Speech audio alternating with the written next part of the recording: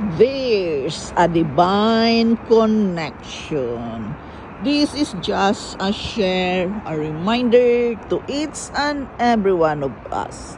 As it says in Psalms 92:13, those who are planted in the house of the Lord shall flourish in the courts of our God. Storms may be blowing against us today in our health, in our finances, or in our relationship, trying to push us down. But don't worry. When God is behind your back, there is a divine connection that there are some people who can help you what you are struggling today. Believe in divine connection.